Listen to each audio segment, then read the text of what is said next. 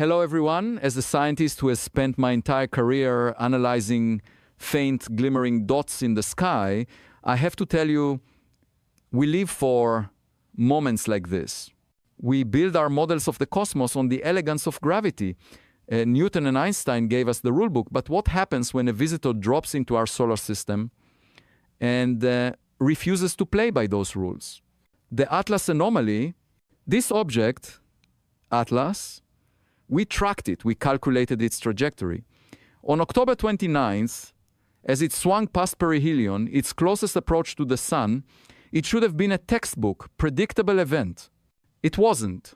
The ALMA Observatory, our sharpest eye on the cold universe, captured it. Atlas had deviated 4 arcseconds from its predicted position. 4 arcseconds might sound tiny, but in my field, that isn't a rounding error. It's a chasm. It's a scream from the void telling us something else, something other than the sun's gravity is pushing me. This is non-gravitational acceleration. Now, the safe textbook response is to say, oh, it's just a comet. Comets are dirty snowballs. When they get near the sun, the ice sublimates, creating jets that act like tiny thrusters. We've seen this 1,000 times. But the data from our solar observing satellite, Stereo, SOHO, told a different story. Atlas didn't just get brighter, it brightened unprecedentedly. And then the kicker, the 9th item on its list of anomalies, it became bluer than our own Sunday. Let me be perfectly clear. Objects in space reflect sunlight. They are mirrors. A mirror cannot be bluer than the light source hitting it. If anything, cosmic dust should make it redder. For it to turn bluer means Atlas was no longer a passive rock. It wasn't just reflecting, it was interacting. It was either generating its own light or it was engaging with the solar wind in a way our astrophysical models have never, ever accounted for. When an object spontaneously alters its trajectory and changes its color in a way that defies fundamental physics, we are no longer in the realm of familiar celestial mechanics. We are on the precipice of something entirely new.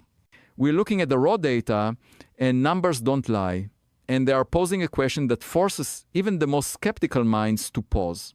This is why we explore. Not for what we already know, but precisely for what we don't. If you, like me, sense that the universe is whispering something through this enigmatic object, Atlas, then you've come to the right place. Hit that like button and subscribe.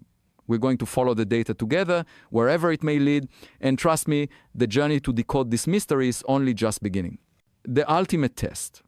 If Atlas is a natural comet, and if its outgassing jets are powerful enough to push an object of its size, deflecting its orbit by 4 arcseconds, then the physics is clear. It must be bleeding material into space.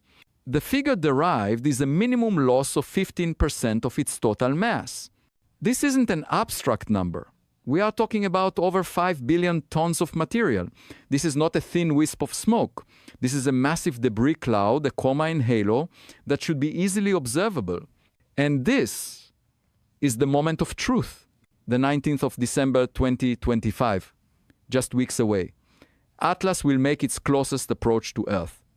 At this proximity, if that 5 billion ton cloud is real, it will be impossible to miss. Every major radio and optical telescope on the planet will see a brilliant halo of dust and gas. So we have 2 scenarios. Scenario A, natural, we detect the massive debris cloud. Atlas is confirmed as a comet, albeit a very strange one, with an unusual blue color, still a mystery, but at least its acceleration mechanism is explained. Scenario B, anomalous. We find nothing. Our telescopes see only a sharp point of light, no halo, no debris tail. If scenario B occurs, we will have anomaly Hasson zero, an object that accelerates without losing mass. My friends, this is the moment we leave the comet physics textbook behind.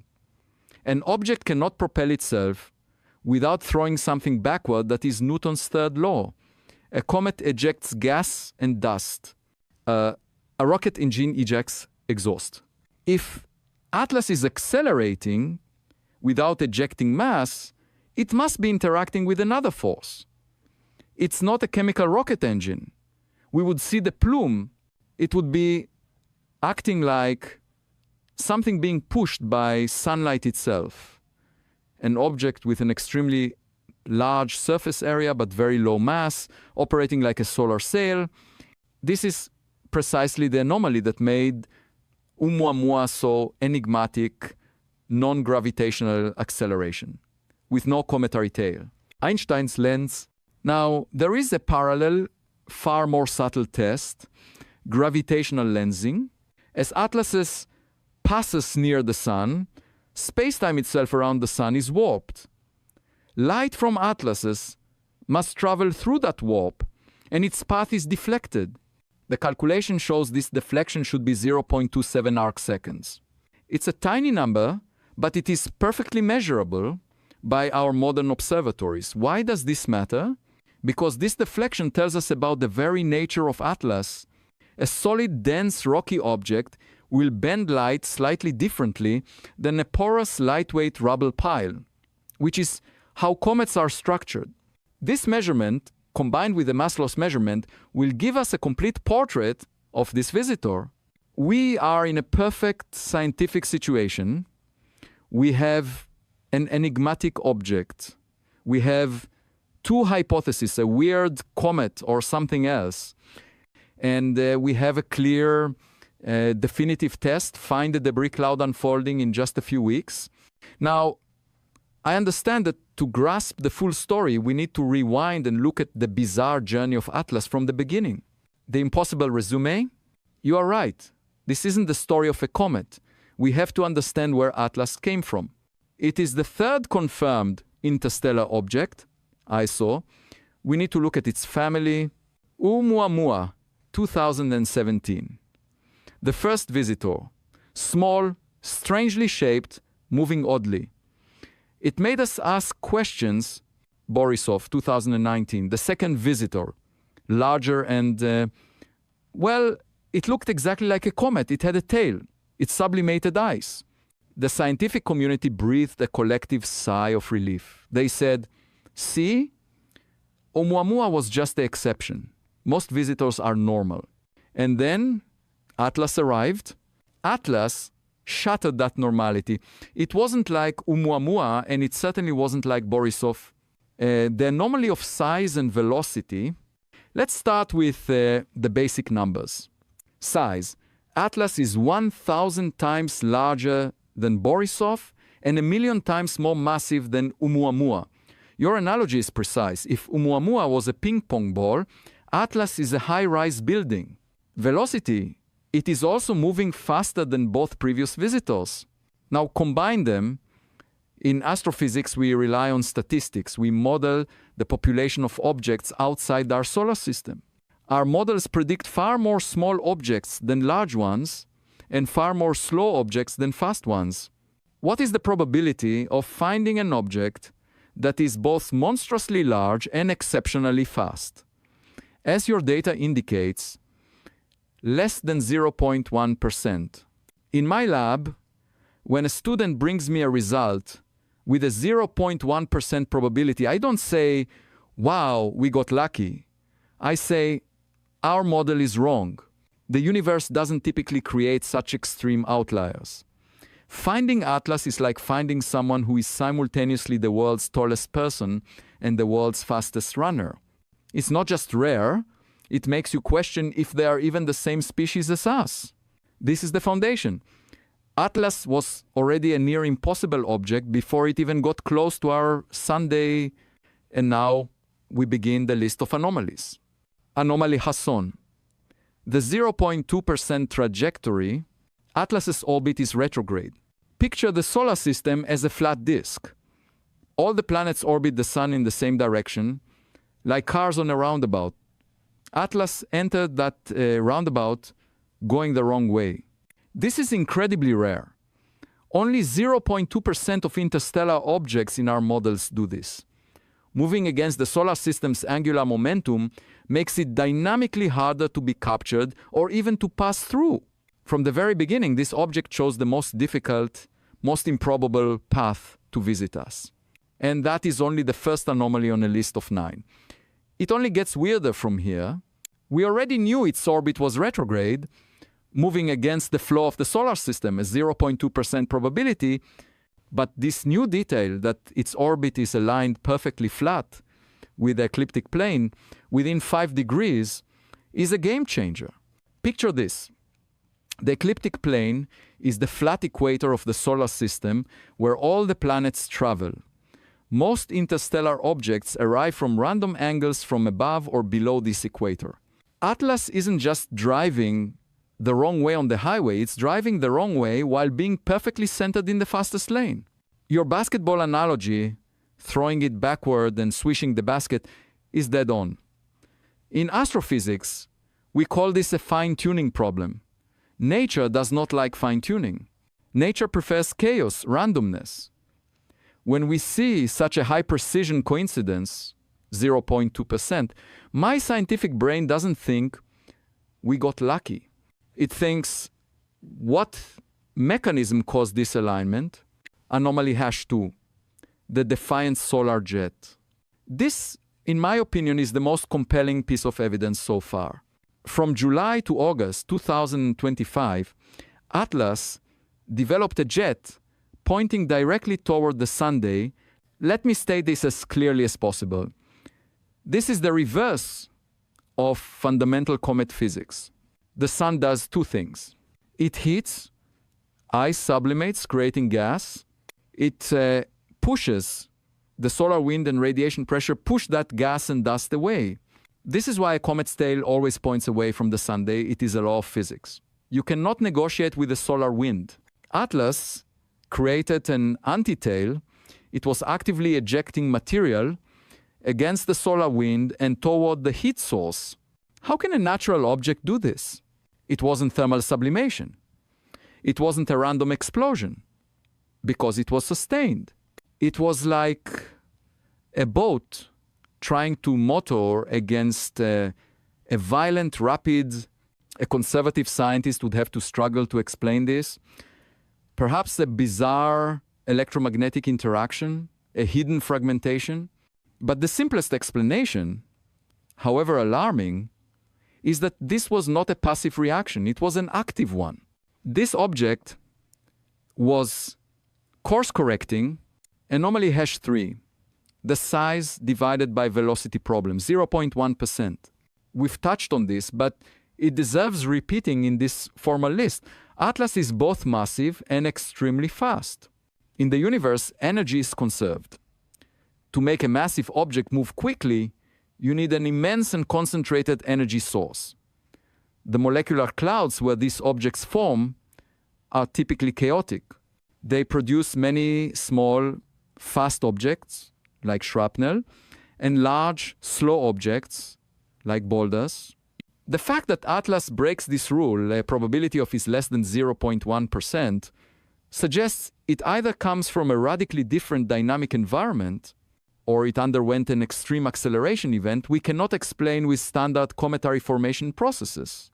We are building a profile, an object with a near-impossible origin, flying a near-impossible trajectory, and now it is exhibiting behavior that directly defies known physical laws. Anomaly #4, the God-level fine-tuning, 0.005% probability. This is the number that, as a statistician, keeps me awake at night. 0.005%, 5 parts in 100,000. In science, we don't believe in miracles. We believe in models. When an event this improbable happens, it doesn't mean we hit the lottery. It means we are using the wrong model. Our model, the random wandering rocks in space model, has utterly failed. Consider this trajectory. It performs a grand tour, executing flybys of Mars, Venus, and Jupiter, and here is the linchpin. At the exact moment it performs its strangest activities, perihelion, non-gravitational acceleration, glowing blue, It is completely invisible to Earth, hidden by the Sunday. Your 3-dot analogy is good. But let me frame this more strategically. Atlas executed a series of propulsion maneuvers and physical behavior changes at the only time our most powerful observatories on Earth could not see it. It cloaked itself in the sun's glare to perform its engine burn. This is not a coincidence. This is an observational blind spot exploited to perfection. Anomaly hash 5. The metallurgical signature is less than 1% probability. If the trajectory was circumstantial evidence, this is physical proof. Spectroscopy is our forensic tool. It tells us the object's chemical fingerprint. And Atlas's fingerprint does not belong in nature. It has an abnormally high nickel to iron, an I divided by Phi ratio. Nature doesn't forge alloys this way in the primordial dust clouds where comets form. The universe cooks elements in very specific ratios. Do you know where we do find this high Ni divided by Fe ratio? In metallurgy labs, in industrial alloys designed to withstand extreme temperatures and corrosion. The spectral data suggests Atlas is not a rock, it has the components of a machine. Anomaly hash 6, the dry comet paradox. And this is what ties it all together. The lack of water, we now have a fatal contradiction. Let's review. Observation. Atlas is accelerating anomaly hash 9. The safe hypothesis. It's a comet and water ice is sublimating, creating thrust. New data, anomaly hash 6. It has no or very little water to do that. So how can an object act like a comet? Accelerate, while clearly not being a comet, lacking water, industrial metallic composition? The answer is unsettling. That thrust is not coming from melting ice. We are looking at an object that is made of an artificial alloy, anomaly hash 5, is flying a perfectly calculated trajectory, anomalies hashon and hash 4, is capable of self-propulsion, anomaly hash 9, is using a propulsion system that is not ice, anomaly hash 6, and it hid that propulsion activity from Earth, anomaly hash 4. The profile we are building is no longer that of a passive cosmic visitor. This is the profile of something else entirely. The dry impostor, this is it. The final logical contradiction is resolved. My conservative colleagues, and frankly myself included, were trying to cling to the weird comet hypothesis to explain the non-gravitational acceleration, anomaly hash 9. We said, okay, it's accelerating, it must be ice sublimating. This new data shatters that hypothesis. Atlas is only 4% water ice by mass. Comets are dirty snowballs. They must have vast stores of ice for their jets to push an object this massive. Your analogy is perfect. This is an iceberg that is 96% rock. What does this mean? It does not have the fuel, water ice, to account for the thrust acceleration we observed anomaly hash 9. An object cannot be both a dry rock and a wet geyser. Atlas is presenting as both. This is a physical paradox. Unless that thrust isn't coming from water. Unless it is something else, a mechanism that nature does not produce. Anomaly hash 7. The light twisting surface is less than 1% probability. Measuring polarization is one of our most sophisticated tools. It doesn't just tell us what an object is made of, it tells us its surface texture. When sunlight hit Atlas and bounced off, it showed a pattern of extreme negative polarization. We have observed thousands of comets and asteroids. We even have data on the natural interstellar visitor, Borisov. Nothing in our database, not ice, not rock, not cosmic dust twists light in this way. A natural rough surface of rock or ice polarizes light in a predictable manner. A surface that twists light this way implies a very different structure. It suggests a surface that may be engineered or constructed in a very specific way. Combine this with anomaly hash 5, the industrial nickel divided by iron alloy, and we are no longer talking about geology. We are talking about materials engineering. Anomaly hashite, postcard from the wow, signal 0.6% probability.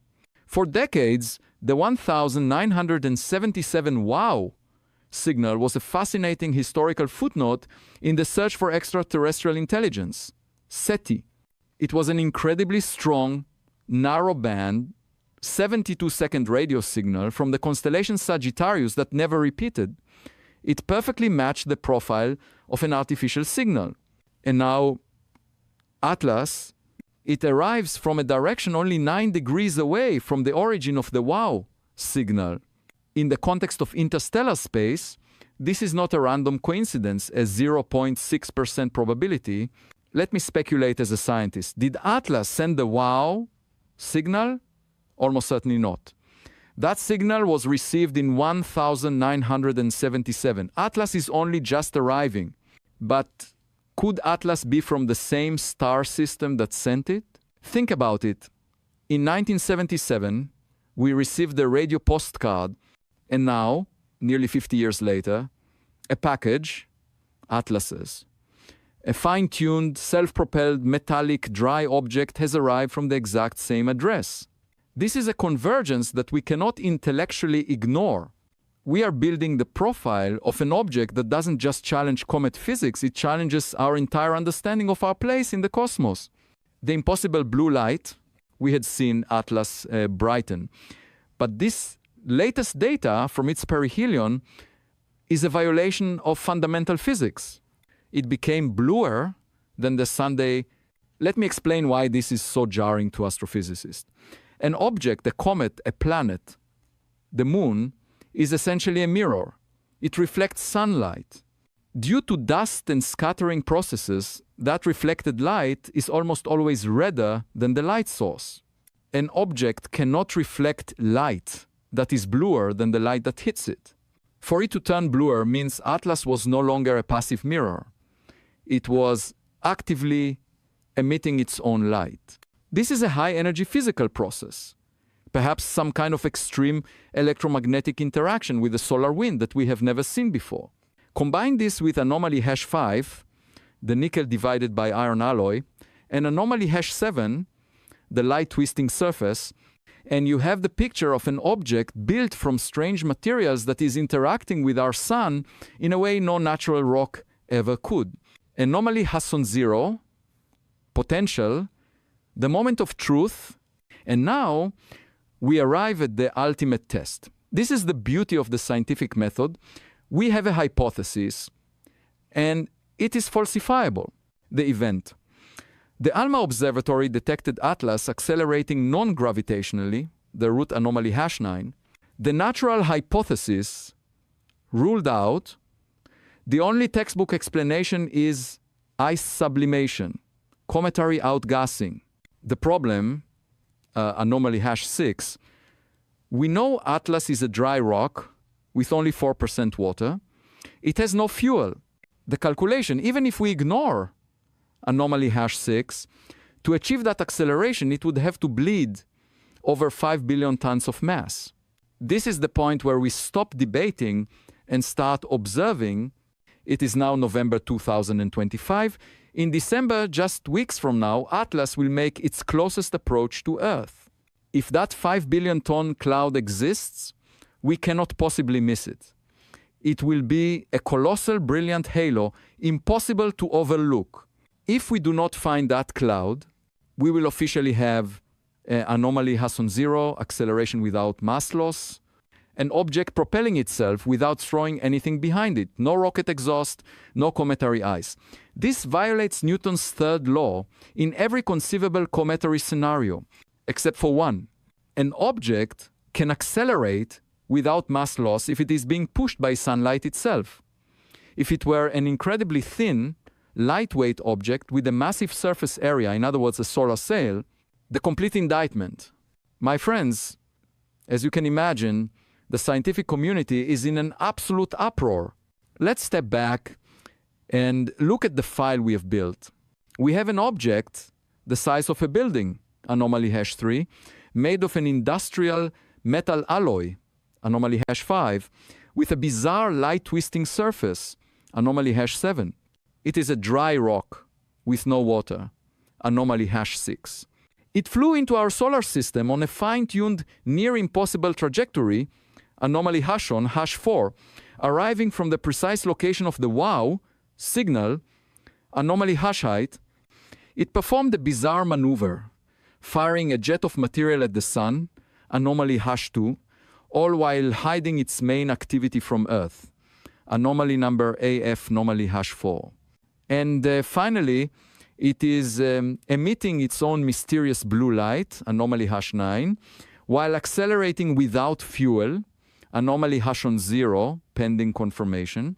The scientific community does not like these results. They are uncomfortable. They challenge the models we have spent the last 500 years building. Many of my colleagues, as mentioned, are attempting to find every natural explanation possible. But as a scientist who has reviewed this data, and Oumuamua before it, my role is not to make people comfortable. My role is to follow the evidence. The evidence is no longer just whispering, it is screaming. The old God's resistance. Let me be perfectly clear about my position. I am not saying Atlas is an alien spacecraft. To claim such a thing right now, without final confirmation, would be irresponsible and unscientific. I am saying something far more subtle, yet far more revolutionary. We as scientists are compelled to seriously consider the possibility that Atlas is not entirely natural. Why? Because the scientific method demands it. Our default hypothesis that this is just a natural comet, a wandering rock, has failed miserably to explain the data. It fails to explain Atlas's orbit, both its rare retrograde path, a 0.2% probability, lying perfectly on the ecliptic plane, and the near impossible fine-tuned timing, a 0.005% probability that allowed it to fly past multiple planets while hiding its activity from Earth. It fails to explain its composition, both the nickel-to-iron ratio that mimics an artificial industrial alloy, and the fact that it is a dry object with only 4% water, leaving it with no fuel to behave like a comet. It fails to explain its physical behavior, how it could fire a jet of material at the sun against the solar wind, how its surface twists light, extreme negative polarization, in a way natural materials simply cannot, and how it can glow bluer than the Sunday. And it fails to explain its origin, the staggering coincidence of its arrival from the exact direction of the 1977 WOW signal, when your preferred hypothesis is falsified by the data. Again and again, you don't get to ignore the data just because it's uncomfortable. You are required to propose a new one. My critics say I am over-speculating. They repeat the mantra, extraordinary claims require extraordinary evidence. They are correct, but what they forget is we already have the extraordinary evidence. An object with a 0.005% orbital probability made of an industrial alloy, lacking water yet self-accelerating and firing jets backward at the sun, that is the extraordinary evidence. Scientific conservatism is a dangerous thing. It turns science from a great engine of discovery into a collection of stale dogma. They criticized Galileo for suggesting the Earth orbited the sun because it challenged the established model. They ridiculed Einstein for suggesting space-time could be warped because it sounded absurd. The role of science is not to keep tenured scientists comfortable in their careers. Its role is to chase the truth, no matter where it leads us.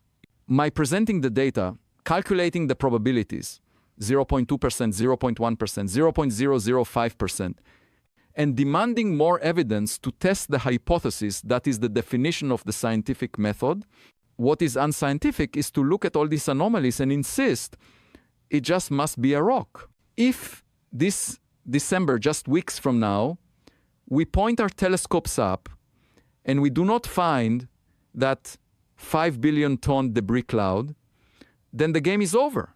We will be forced to accept that we are dealing with a self-propelled object made of artificial materials, which is accelerating without cometary fuel. And as you said, this is no longer about finding microbes. This is about coming face to face with evidence of advanced technology. And that will change everything. The final verdict, anomaly, Hasonezero. As I said, as a scientist, I live for falsifiable moments. And we are on the precipice of one. In a few weeks, in December 2025, we will run the definitive test. Let me restate this clearly. Based on the data we already have, we have observed Atlas change its own trajectory. The ALMA observatory recorded a 4 arcsecond deviation from its predicted path. This is the non-gravitational acceleration anomaly. The physical calculations show that to do this via natural means, cometary ice sublimation, it would have to expel a staggering amount of mass over 5 billion tons.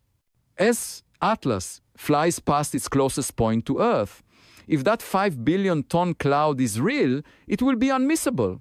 It will be a brilliant coma, visible to every telescope. And this is the moment of truth. If our telescopes find no debris cloud, then anomaly Hasonezero is confirmed, an object accelerating without mass loss. We already have the supporting evidence for this. We know from spectral analysis that Atlas is a dry rock with only 4% of its mass as water. It does not have 5 billion tons of ice to sublimate in the first place. When that happens, the natural comet hypothesis is no longer just improbable, it is officially falsified.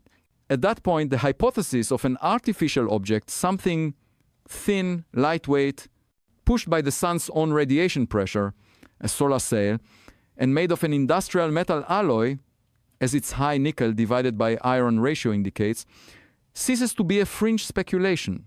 It becomes the most rational, logical explanation that fits all of the data, the answer to the Fermi paradox.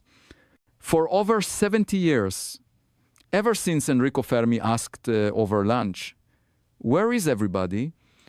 we have assumed we would hear them. We have listened for radio signals like the mysterious WOW signal of 1977, from whose exact direction Atlas has now arrived. We have been disappointed by the great silence, but perhaps we have been looking for the wrong thing. What if advanced civilizations don't waste energy screaming into the cosmic void? What if they explore? What if they send silent, efficient, autonomous probes? Well, perhaps they just swung by. And we, in the 21st century, have finally built instruments sensitive enough, like ALMA, SOHO, and STEREO, to recognize them for the first time. December 2025 will be a month for the history books. We are standing on the brink of a discovery that could completely reshape humanity's understanding of its place in the cosmos. Are we ready for the answer, whatever it may be?